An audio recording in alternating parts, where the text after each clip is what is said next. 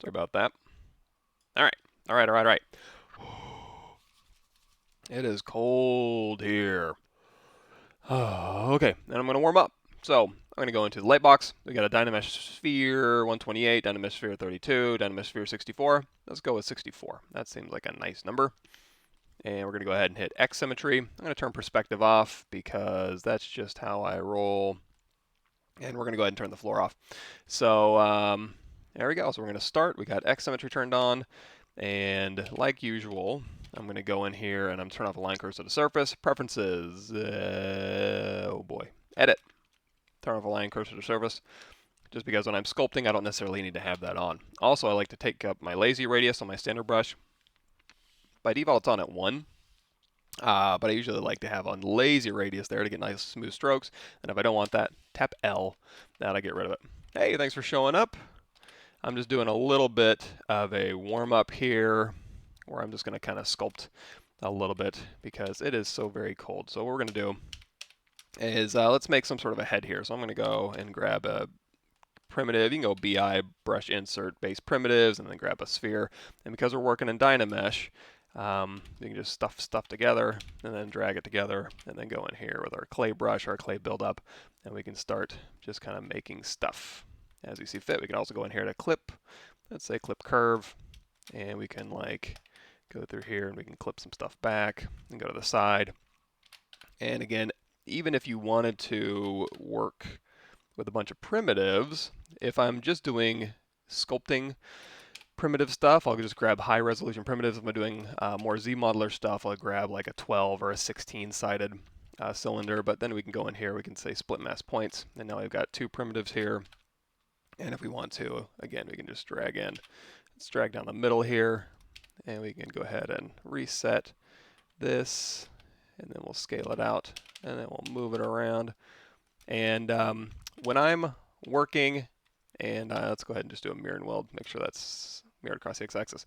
In fact, let's merge everything down temporarily, and then we can mirror and weld this, and then we can go back here if we want to split the parts. I'll split them back out to their respective subtools here. So if this is my starting point here, I like to work within, see how I'm going, I'm kind of capping out. That's because we started with the ZBrush primitive, and then we're getting bigger from that. One way to rectify that is under Preferences, Draw. You can go up here, you can change your max brush size to like 5,000. You can also change this dynamic brush scale, so it'll scale larger. But I like to work within what ZBrush has unless I have a reason to bring something in at its own scale. So what I'm going to do, so I'm going to go through here, I'm just going to merge all this stuff down. You can also do merge visible. And then we're going to go down here to deformation unify. That'll make it essentially the size, if I go in here and append a cube, the size of a ZBrush primitive, the whole thing. And that'll keep it kind of not workable. Of course it's workable within ZBrush, but there we go. And then, of course, we still have our Dynamesh properties turned on. I'm going to turn off blur and just keep going here. So now I can go through here, and we can start sculpting this out. And go in here with our move brush, or move acu, or your clay, or your clay hook, snake hook here.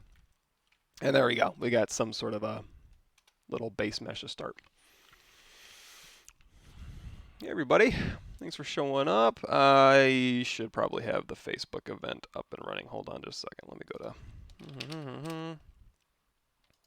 Yes, ZBrush Live.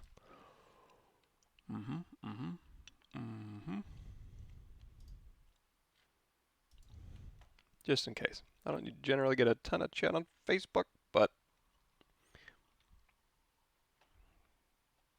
Cool. Yes. Am I intrepid? Okay, so if you do, speaking of, if you do need to get caught up, so here's the Pavlovich workshop. You can scroll all the way down here to episode 1. This is what I do on Tuesday mornings, streaming on Pixelogic website. I can link you guys to this. And you guys. And also, if you go to my YouTube channel, my stream, I stream on Thursday mornings. Now, again, what I'm probably going to end up doing is streaming Tuesday mornings, the first Tuesday of the month, the first Thursday of the month. If you go to my YouTube channel, you can go to playlists, and if you go to live stream full episodes, here's all my live streams, and there's like 200 in there, and then there's live stream highlights as well. If you do go to live stream full episodes, and just give me a minute, there's going to be ZBrush Summit demo day 1, 2, and 4. Should be 1, 2, 3, and 4. I'll go back through and find out where day 3 went. I think. No, it might just be day 1, 2, and 3. I might have mislabeled that because my brain doesn't work so good sometimes. So anyway, there's the ZBrush Summit demo. So when I did a ZBrush Summit, in fact, if you go to the Pixelogic ZBrush page and you stop this auto running. Oh, there I am. I'm streaming. If you go over here where it says ZBrush Summit 2018, using ZBrush to facilitate smarter production with certain affinity, you can watch my ZBrush Summit presentation, where I just kind of go through and talk about, you know, production and mechs and weapons and characters and all that good stuff and hair and tubes. And then through this, we have a PDF document that I went through, and we basically, on my YouTube channel here, there's the ZBrush Summit 2018 demo. So there's 96 videos in here where we basically went through and talked about every single demo in detail and kind of went through all that. So I can link you guys to that. Don't need to disable polymer there. There you go. Hey, the Grubber, thanks for showing up. And you guys here. Okay, so I'm done. I'm done with all that. So if you guys have any questions, just shout them out. I don't have anything super hardcore to work on today or anything like that. What I am doing is one of my CGMA students was doing some alien head busts, and so I figured I would go through here and maybe sculpt some variants and have some techniques to go through and like kind of just turn on transparency here.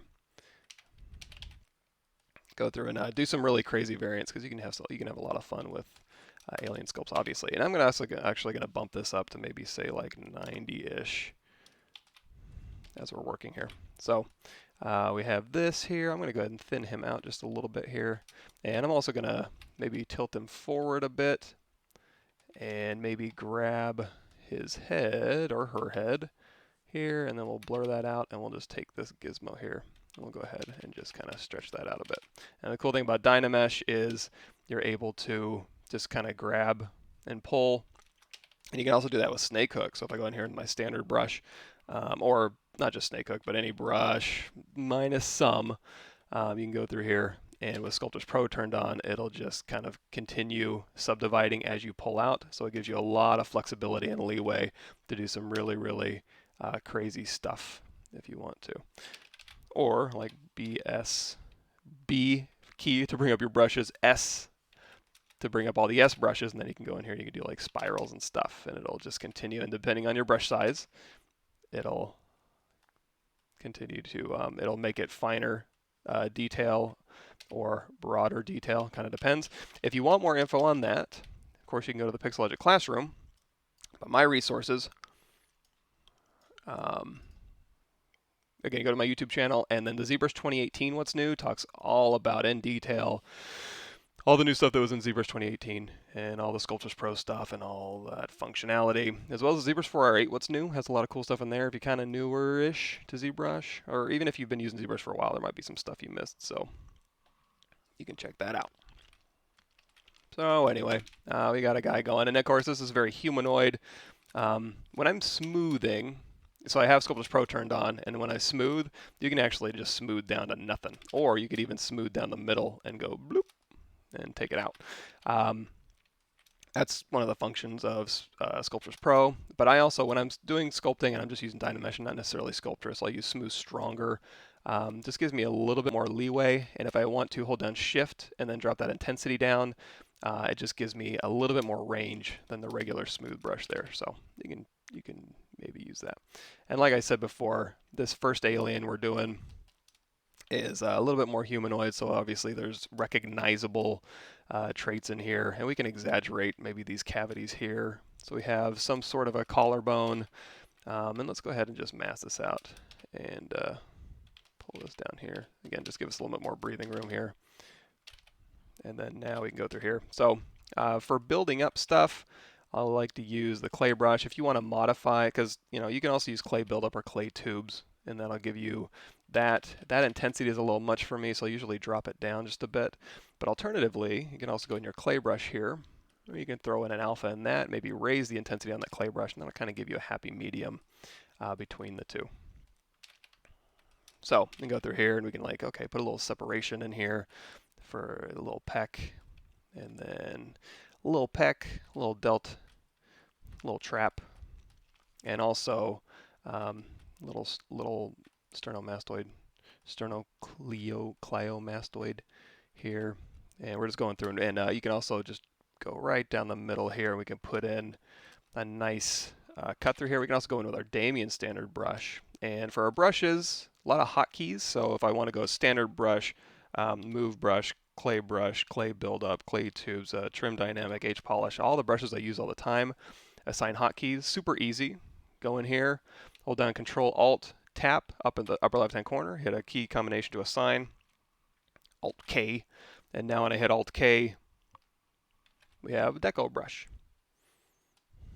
So, and also you can assign it to custom hotkeys. You see me going in here to my custom menu here. If you go to my YouTube channel, and again, there's a lot more resources for this, but I know where this is. If you go to the Intro to ZBrush Part 2, right here, I'll walk you through custom hotkeys, custom menus, custom interface, stuff like that. Double says, I just missed what you told us about those brushes. Did you talk about ZBrush 2018 brushes or your personal brush pack? I don't really have a personal brush pack. And I don't really have a whole lot of personal brushes, like maybe this one, I made it, base primitive spheres and stuff. So you can make your own custom insert mesh brushes, and then go up here to brush, save as. And in fact, let's do this. So we'll go to brush here, and we're going to go to modifiers. And under here where it says multi-mesh selector, I'm going to crank that to 3. And now if you drag out, it'll cycle randomly through your brush pack or your custom insert mesh brush. So you can do that. And then if you want, you can go in here to brush, hold down Alt and say select icon. It'll go ahead and capture this, and then you can go to brush, save as. And then of course, if you want it to show up in your light box, you can go to ZBrush 2018 ZBrushes. And then here, when you hit the comma key, that's where it'll show up. So if you don't use it that much, you can throw it in there. If you use it all the time, go to ZBrush 2018 Z Startup Brush Presets, throw it in here, then every time you start up ZBrush, that'll show up in ZBrush, and you can assign a hotkey to it. And in case you need to know this, under ZBrush 2018 Z Data Brush Presets, you see I have presets copy and presets old. And here, if you change these are the default ZBrush brushes. So if you ever want to make changes to these settings, you can save over them in here. I would suggest copying that